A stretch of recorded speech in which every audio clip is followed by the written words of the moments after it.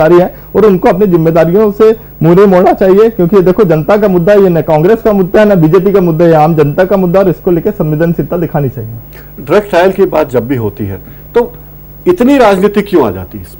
देखिए कहीं ना कहीं यही राजनीति है और कहीं राजनीति नहीं होती। देखिए कहीं ना कहीं जब भी कोई इस टाइप के मुद्दे होते हैं तो चाहे कोई भी पॉलिटिकल पार्टियां वो चाहती हैं कि इसको अपने पक्ष में भुनाएं, लेकिन मेरा ये गुजारिश है कि ये इसको कांग्रेस या बीजेपी की नजरों से न देखें, उसके चश्मे से न देखें, राजनीति के चश्मे से। ये कहीं ना कहीं मानवीयता से जुड़ा एक प्रश्न है कि जो गरीब लोग हैं, जो आदिवासी हैं, जो अनुसूचित जाति के लोग हैं, जिनको आज दवाई भी नहीं मिल पा रही है, सही इलाज नहीं मिल पा रहा, उनको यदि आप इलाज की आड़ में उनके ऊपर यदि ट्रायल करते हैं और उसके बदले में यदि आप करोड़ों रुपए ले रहे हैं, कैसे होता है जरा स्पष्ट करिए अपनी देखिए जब मरीज एम्पायर हॉस्पिटल वहां जाते थे, वहां पर तो वो अपना इलाज करवाने जाते थे, लेकिन उनको इलाज की आड़ में जो जूनियर डॉक्टर्स के माध्यम से उनको कहा जाता था कि आपका प्राइवेट इलाज हो जाएगा, आपकी प्राइवेट जांचें हो जाएंगी, डॉक्टर साहब आपको स्पेशल टाइम देंगे, विदेश से आ रही हैं दवाइयां आपको दी जाएंगी, ऐसे लालच करके उनको कुछ कागज दिए जाते थे कि आप इन कागज पे या तो हस्ताक्षर कर दीजिए, अंगूठा लगा दीजिए।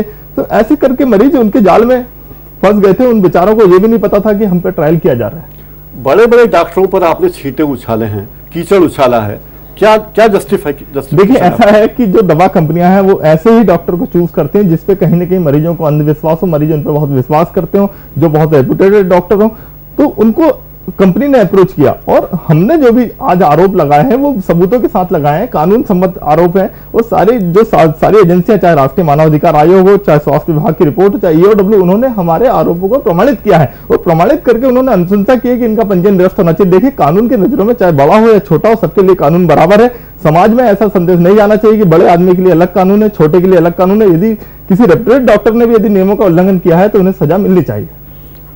आपको नौकरी से भी निकाला जा चुका है, लेकिन फिर भी आप अपनी इस जिद पर अड़े हुए हैं, तो ऐसा क्या कारण है, क्या लालच आपके साथ? देखिए लालच वाली कोई बात नहीं है। देखिए नौकरी से निकालने का अलग विषय था, उसको मैंने हाईकोर्ट में चैलेंज किया। मैं नियमानुसार और संविधान सम्मत तरीकों को मैं अपना रहा हूं। दूसरे अभी भी जो मैं वर्तमान नौकरी में हूं वहां लोक सेवा आयोग द्वारा चयनित, तो यदि इस नौकरी से भी यदि सरकार मुझे निकाल देती है तो आगने वाली कई नौकरियों में आवेदन कर सकता हूं। ऐसा नहीं है। देखिए जो जनता के मुद्दे हैं, जो कहीं ना कहीं समाज के मुद्दे हैं, उनको आज आम आदमी को उठाना पड़ेगा और जो भ्रष्ट तंत्र है उसके खिलाफ आवाज उठानी पड़ेगी, तभी जाके कुछ चेंज आ जाएगा। यदि आप सोचे कि अन्ना हजारे इंदौर में लाके कुछ चेंज कर देंगे तो संभव नहीं है। मेरे जैसे और आप जैसे आम आदमी को ही चीजें उजागर करनी होंगी। उसके लिए आप आरटीआई को हथियार बना सकते हैं और भी कई चीजों को हथियार बना सकते हैं और भ्रष्ट तंत्र को लड़ सकते हैं। 2006 से आप लड़ाई लड़ रहे हैं और किस मुकाम पे पहुंची लड़ाई?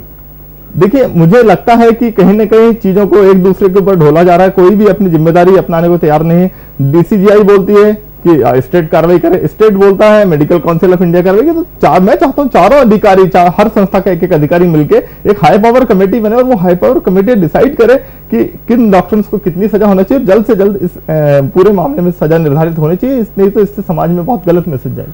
अब आप लड़ाई को किस तरह लड़ रहे हैं और क्या अंजाम पहुंचाना चाहेंगे? देखिए जल्द से जल्द अब इस पूरे मामले में मैं एक पब्लिक इंटरेस्ट लिटिगेशन फाइल करने वाला हूं सुप्रीम कोर्ट में, और उसके लिए नेक्स्ट वीक मैं दिल्ली जा रहा हूं और वहां के जो सीनियर लॉयर हैं उनसे बात करके इस पूरे मुद्दे पे राष्ट्रव्यापी रूप में पूरे देश में जो क्लिनिकल ट्रायल्स में जो रेगुलेटरीज चल रही है उसको लेकर हम एक जनहित याचिका लगाना चाहते हैं, जिससे गरीबों को न्याय मिले, जो पीड़ित हैं, जो लोग ड्रग ट्रायल में मर गए हैं, उनको कहीं ना कहीं मुआवजा मिले और उनके साथ न्याय हो।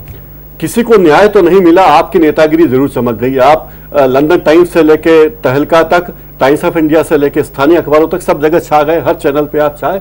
लोगों का भला तो हुआ नहीं। देखिए ऐसा है कि मीडिया को कुछ लग रहा होगा तभी तो मुझे दिखाया गया, तभी मेरे इंटरव्यू ले गए। आज यदि कोई अमेरिका से आके मेरा इंटरव्यू ले रहा है, लंदन से आके इंटरव्यू ले रहा है, तो उनको लग रहा होगा कि कहीं ना कहीं मैंने आम आदमी के हित में आवाज उठाई है। यदि इसकी आड़ में यदि मेरी पब्लिसिटी होती है तो ये मेरे लिए अच्छा है। आने वाले समय में आज यदि मुझे रिकग्निशन मिल रहा है तो ये एक अच्छी बात है, लेकिन ये बोलना कि मैंने पब्लिसिटी के लिए सब किया ये बिल्कुल गलत है, क्योंकि मैं ऑलरेडी जूनियर डॉक्टर एसोसिएशन का लीडर था। इसके पहले भी कई आंदोलन मेरे द्वारा लीड किए जा चुके हैं और मुझे पहले से ही लोग यहाँ पहचानते हैं। सिर्फ पब्लिसिटी के लिए सब नहीं किया गया। धन्यवाद आनंद जी। अब हमारे साथ न्यूज मेकर्स हमारे दूसरे मेहमान हैं डॉक्टर मोहम्मद नसीम। आप हिंदी निदेशालय से आए हैं, मानव संसाधन विकास मंत्रालय का ये अंग है। किन बच्चों को लेकर आए हैं और क्या लक्ष्य है इनका? ये डॉक्टर साहब हमारी जो योजना है केंद्रीय हिंदी निदेशालय की छात्र अध्ययन यात्रा, उसमें प्रत्येक वर्ष हम 2 ऐसी छात्र अध्ययन यात्राओं का आयोजन करते हैं, जिसमें कि हिंदीतर भाषी प्रांतों के हिंदी छात्र छात्राओं जो कि MA स्तर पर या BA स्तर पर हिंदी पढ़ रहे हैं, हाँ। उनको इस योजना में आमंत्रित किया। वे विद्यार्थी जो अरुणाचल प्रदेश में है, असम में जी। है, पश्चिम बंगाल में है, आंध्र प्रदेश में आंध्र आप लेकर आए उनको इंदौर। लेकर यहाँ इंदौर लेके आए और हैं। इंदौर में क्या सिखाएंगे आप? इंदौर में सिखाना तो यह है कि इंदौर चूंकि साहित्यिक दृष्टि से और हिंदी के बोलचाल का जो स्वरूप है यहाँ का बड़ा समृद्ध है, जी। उससे इन बच्चों को अवगत कराना है कि वो हिंदी में कैसे बोलने के लिए प्रवृत्त हो, कैसे हिंदी बोलना सीखें, अच्छी हिंदी। चूंकि ये सुदूर प्रांतों से हैं भारत के, जी, जी। वहां पर हिंदी का ये विशुद्ध रूप नहीं इन्हें देखने को मिलता है, जो लोकल डायलेक्ट है वो भी देखने को नहीं मिलता है, सुनने को नहीं मिलता है। तो यहाँ लाकर ये 9 दिवसीय ऐसी यात्रा होती है। ये पहला पड़ाव हमारा इंदौर में है, जी। दूसरा पड़ाव उज्जैन में और तीसरा मंदसौर में। कितने दिन के लिए ये ये यात्रा? 9 दिवसीय यात्रा है, 16 जनवरी से 24 जनवरी तक ये आयोजित की और जा ये रही है। 20 बच्चे जो आपके साथ आए हैं, विद्यार्थी आए हैं, जी। ये कौन सी कक्षाओं के हैं? ये बीए के स्नातक स्तर के हैं जी। और एमए स्तर के हैं ये विद्यार्थी, जी जिसमें 9 महिलाएं हैं, जी। लड़कियां हैं और 11 लड़के हैं।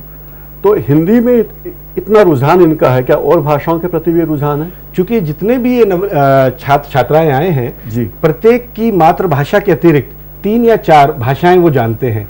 जैसे अपने अरुणाचल के लोग तो जो लोकल जो ट्राइब्स की जनजातीय भाषाएं हैं, तो एक एक छात्र जो है 4-4 भाषाएं जानता है। उसके साथ अंग्रेजी वो जानता है, हिंदी जानता है, बंगला को जानता है।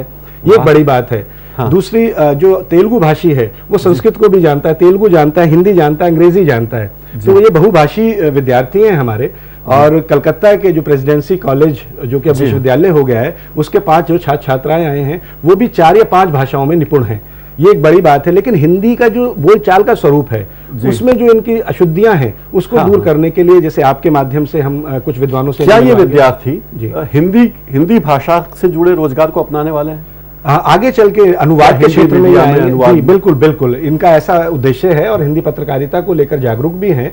और हिंदी में अनुवाद कार्य के लिए जो कक्षाएं आयोजित हम कर रहे हैं, उसमें बढ़ चढ़कर इनका हिस्सा, इनका रुझान हमारे सामने आ रहा है। आपके बारे में बात करें, नसीम बेचैन के नाम से आप कविताएं भी लिखते हैं, ये कब से चल रहा सिलसिला, और क्या आपने अपनी कविताएं बच्चों को सुनाई है? हाँ, शायद आज ही मुझे मौका मिला बच्चों को, जब पता चला कि मैं कुछ गजलें भी कहता हूँ और मेरी कुछ किताबें तो हैं, बेचैनियाँ आईना सामने है, मन मंदिर में। आपकी जो सबसे प्रिय गजल है उसके 2-4 शेर हो जाएं।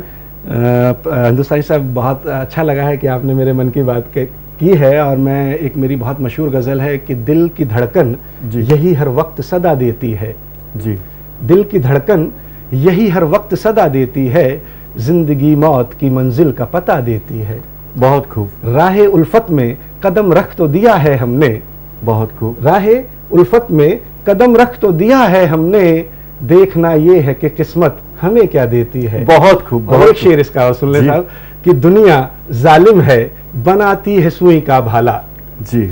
दुनिया जालिम है बनाती है सुई का भाला, बात छोटी सी हो अफसाना बना देती है। वाह, बहुत खूब। दिल की धड़कन यही हर वक्त सदा देती है, जिंदगी मौत की मंजिल का पता देती है। बहुत खूब डॉक्टर साहब, आप हमारे स्टूडियो में, आपका बहुत बहुत धन्यवाद। शुक्रिया डॉक्टर साहब, शुक्रिया, धन्यवाद। न्यूज बेकर्स में आपको चलते चलते छोड़ जाते हैं एक 12 दिन के बच्चे के साथ जो अल्लाह अल्लाह कहता है।